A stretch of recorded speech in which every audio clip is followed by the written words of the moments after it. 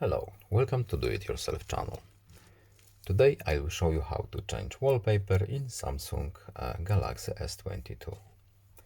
To change our wallpaper, we have to go to Settings, then we are looking for Wallpaper and Style options, and here we have Browse My Wallpapers. We have Video options, Animated Wallpapers, or static wallpapers.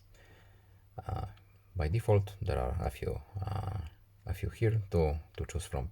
Let's use this one, and we can choose to have our wallpaper on lock screen and home screen, or both, or just in one place. Let's see a preview.